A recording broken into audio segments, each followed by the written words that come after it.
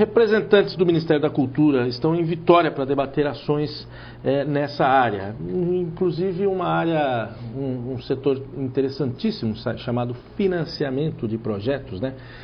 Está aqui para conversar com a gente sobre isso a Joelma Consuelo Fonseca e Silva, subsecretária de Estado de Patrimônio Cultural. Tudo bem, Joelma? Boa tarde. Tudo bem, Giovana. Prazer estar aqui. Prazer é nosso. Quer dizer, a reunião já começou, né? Já começou agora, 1h da tarde. Você está perdendo o início da reunião, minha querida? Vale a pena. Então tá bom, está aqui, vamos conversar um pouquinho. Né? Ainda dá tempo. Dá tempo? Quem pode participar dessa reunião? Todos.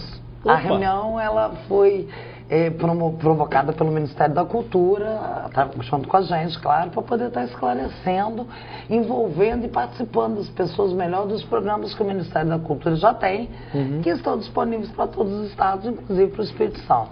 A questão do financiamento é o forte dessa discussão de hoje, né? Também. Pelo menos interessa muita gente, né? Com certeza. A gente está recebendo o André Diniz, que é o secretário da Regional. O Ministério da Cultura ele mantém secretarias regionais no Brasil, ou estaduais, no caso o Espírito Santo está ligado à Secretaria Regional que atende ao Rio de Janeiro e ao Espírito Santo. Estamos recebendo a Marta Porto, que é a secretária da Cidadania, Identidade e Diversidade Cultural, que dentre vários programas tem o programa Cultura Viva, com os pontos de cultura. Isso também é muito interessante. O Ministério da Cultura investe muito aqui? Sim, assim. O Espírito Santo, sem dúvida, é um dos estados que tem o menor investimento frente a outros estados, como Rio de Janeiro, São Paulo, Minas Gerais, Bahia. Mas essa participação vem crescendo. Hoje a gente está recebendo o Enilton Menezes, que é secretário da CEFIC, Secretaria de Financiamento. Opa! Que dentre os vários assuntos que ele vai tratar tem a Lei Rouanet, que é o principal mecanismo de financiamento da cultura. A Lei Rouanet ainda está demorando muito? Tem muita burocracia para liberar os recursos ou a análise está sendo mais rápida agora? Na verdade, ela está passando por uma reforma que ainda está sendo votada no Congresso Nacional, mas ela já houve muitos avanços. Por exemplo, hoje, o prazo de avaliação são 60 dias. Nossa, era um ano no mínimo. Anos, quando você esquecia Melhorou do projeto, muito. Com 60 dias você tem um resultado de aprovado ou não. Que coisa bacana. O seu projeto, Bom, isso vai ser discutido também. Isso vai ser discutido, está né? sendo discutido, começou agora 1h da tarde no Tribunal de Contas da União, exatamente em frente ao Secult, lá na Cruz do Papa, nesse ato soar. E os secretários estão aqui para falar dos programas e estão abertos a perguntas e questionamentos. Quem quiser participar, é só ir lá no... Toda a sociedade civil organizada ou não, Tribunal de Contas da União, em frente à Secretaria de Estado da Cultura, ali na Enseada do Suá, logo depois da Praça do Papa. Está aberto a toda a sociedade civil, ao poder público em todas as esferas, aos conselhos. A gente vive a era dos conselhos, né? O Luiz Inácio estava falando do Conselho da Juventude, nós temos os Conselhos de Cultura, o Estado tem o Conselho Estadual de Cultura, os municípios, alguns, já estão com seus conselhos municipais instituídos e estão todos convidados.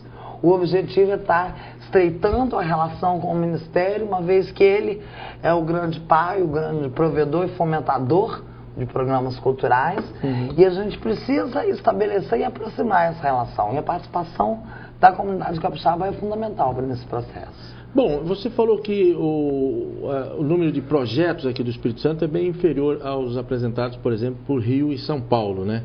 Mas isso é proporcional à nossa população ou está um pouquinho acima? São vários fatores. Nós temos uma população menor, obviamente temos um menor número de projetos apresentados. Mas é mais uma questão de articulação, creio eu. Agora, isso tem mudado muito. Hoje e preparo das pessoas para fazer projetos? Esse não é o maior problema, não. Nosso maior problema é a troca de bônus. A lei de incentivo, a Lei Rouanet é um mecanismo de incentivo fiscal. Então você recebe bônus. Quem troca esses bônus? Empresas que pagam imposto de renda. E aí nós temos esse gargalo. As nossas principais empresas, as suas sedes administrativas não estão aqui. É o caso de Caixa Econômica, UI, Empresa de Energia, Vale, Petrobras, exatamente. Sede administrativa está no Rio de Janeiro, está em São Paulo, não está no Espírito Santo. Então a gente não tem acesso, e quando tem acesso a essa sede, os nossos projetos, eles não têm o mesmo alcance de mídia, é o que se imagina, do que os projetos de proponentes do eixo Rio-São Paulo. A gente perde com isso. Mas hoje nós tivemos uma notícia maravilhosa.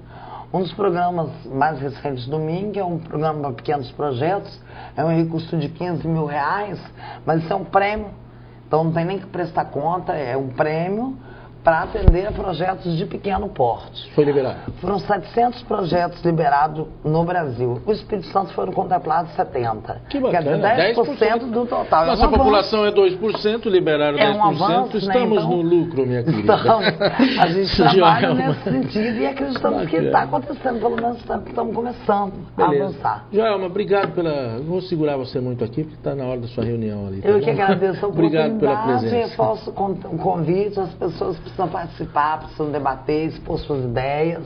Tribunal de Contas da União, é agora à tarde a reunião. Agora, começa agora, uma hora vai até às 18h30. Beleza, obrigado, hein? Muito obrigado, eu que agradeço o convite e a oportunidade.